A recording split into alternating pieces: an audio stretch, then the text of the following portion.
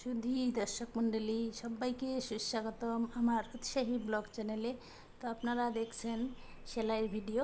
তো আজকে আমি আপনাদের জন্য নতুন একটা ভিডিও নিয়ে এলাম।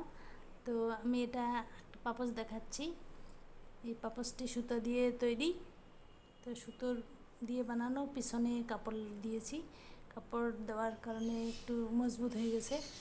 তো এটি কিভাবে সেলাই করতে হয়, কিভাবে পিছনে কাপড় দিতে হয় তা আমি দেখাবো। যারা যারা উৎসাহী সেলাই করতে, সেলাই শিখতে আর নতুন নতুন কিছু বানাতে, তাদের জন্য নিয়ে এলাম। তো আপনারা দেখতে থাকুন। আমি কিভাবে প্রথমে উল সুতো দিয়ে কিভাবে বানানো হয় সেটা দেখাবো। এই যে সুতো নিয়েছি, এটা আমার পুরনো সোয়েটারের সুতো। তো এই সুতোটা দিয়ে প্রথমে বেনি বেনি করে নেব। তো একটু দেখুন।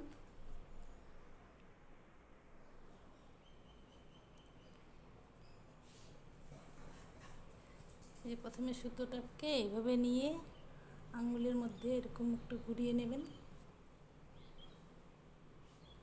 এই যে একটা গিটের মতো উঠে গেল। এখন এটা দিয়ে আমি এই যে বানাবো, এরকম করে এই যে উঠাবো।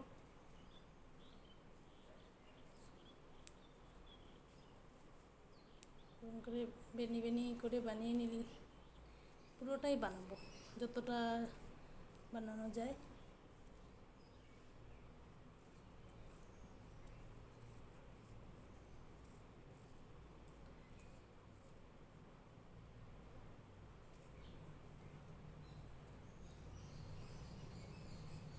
তো এই দেখুন, যে এটা এরকম হয়, এরকম বেনি হবে। তো এরকম করে পুরোটাই বানিয়ে নেব। আমার যেহেতু আগে অনেক ভিডিও, অনেক সুতো আছে তৈরি করা, তো সেটা দিয়ে আজকে দেখাচ্ছি কীভাবে সেলাইটা করবেন। তো এই যে আমি বানিয়ে নিয়ে রেখে দিয়েছি আগেই। এই যে আমার বানানো অনেক রকমের সুতো আছে, তাই আমি এগুলো বানিয়ে রেখে দিয়েছি। অযথা নষ্ট না করে কিছু বানিয়ে ব্যবহার করলে কত না ভালো লাগবে। তাহলে দেখতে থাকুন। প্রথমে এই সুতোটাকে এখানে বসাবো। আপনারা যে যেরকম পারেন কাপড় নিতে পারেন। আমি এখানে দেখানোর জন্যে, শেখানোর জন্যে শুধু এই একটা ছোট কাপড় নিয়েছি, এটার উপর দিয়ে এখন দেব।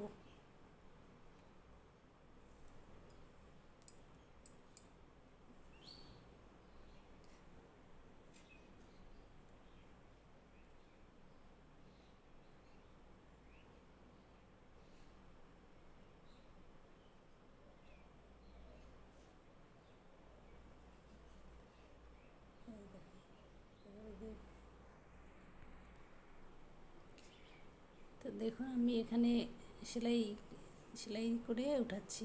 এই বেনিটার মাঝখান দিয়ে সেলাই করতে হয়।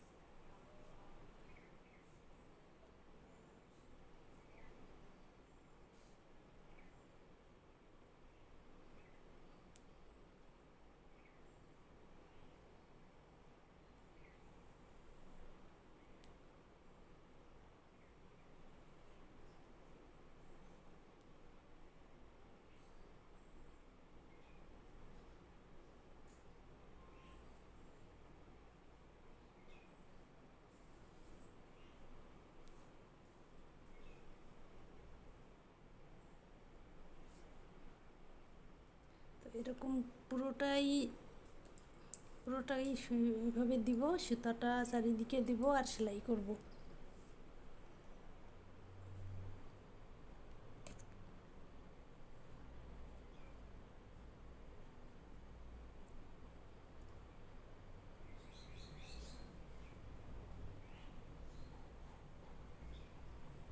এরকম হবে, দেখুন এরকম হবে।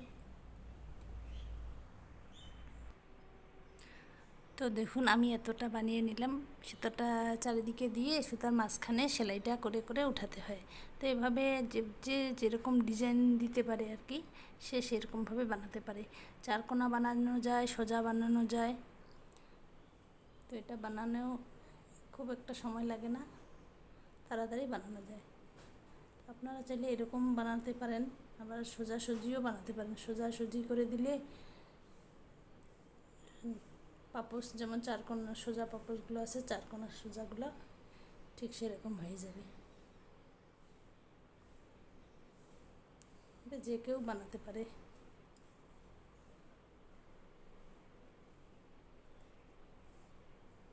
বাড়িতে পরে থাকা অনেক সোয়েটার আছে, হয়তো পুরনো সুতোর সোয়েটার আছে, সেই সোয়েটার থেকে সুতো নিয়ে এভাবে বানিয়ে নেওয়া যায়। এছাড়া অন্যান্য জিনিসও বানানো যায়। তো আপনারা আমার ভিডিও তুলতে চোখ রাখবেন, আমি আগামী দিনে আরও অন্যান্য কাপড়ের বিভিন্ন সেলাই নিয়ে আসব। সেজন্য চ্যানেলটিকে সাবস্ক্রাইব করে রাখবেন আর লাইক করবেন, পারলে শেয়ার করে দেবেন কাউকে, যদি কেউ শিখতে আগ্রহী, দেখতে আগ্রহী।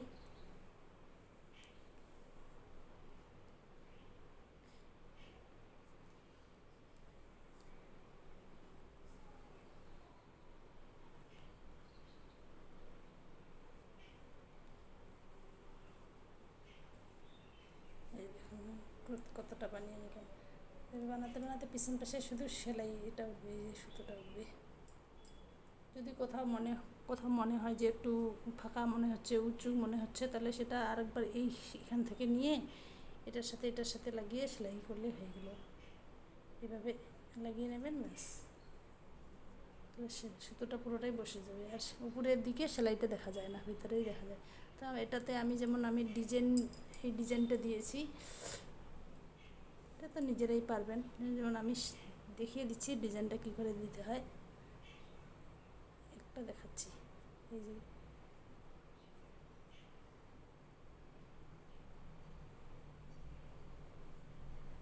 প্রথমে সুতোটাকে এইভাবে ভাঁজ করে নিয়েছি।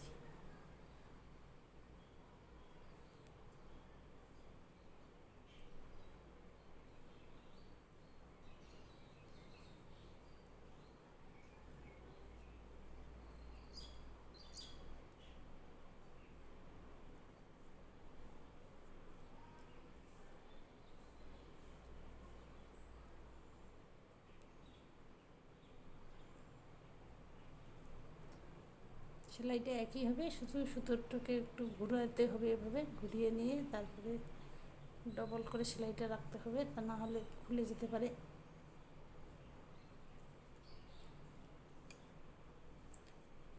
হয়ে গেল। এরকম করে এদিকে আবার সেলাই করে নিয়ে এসে আবার এখানে একটুখানি এরকম করে দেবেন। যে এরকম করে দিলে পরে আবার এই সুতোটাই এটাই ঘুরে ঘুরে আসবে, এটাই যখন ঘুরে আসবে আবার এটাকে বাঁকাতে হবে। তবে যারা বাঁকাতে পারবেন না, তারা এইভাবে গোল গোল করে সেলাই করে নিয়ে নিতে পারবেন। অথবা এরকম লাইন করে, সোজা লাইন করে সুতোটাকে পুরোপুরি একদম সোজা লাইন টেনে টেনে সেলাই করবেন, তাহলে একদম সোজা মনে হবে, একটু মানে খাটনি মনে হবে না আর কি। এই যে এরকম করে ধরে, এইখান থেকে ধরে একদম এরকম করে সেলাইটা দিয়ে দেবেন। নানা রঙের সুতো থাকলে নানা রঙের সুতোটাও, মানে মাঝে মাঝে সুতো দেবেন অন্য কালারের, তাহলে দেখতে আরও ভালো লাগবে।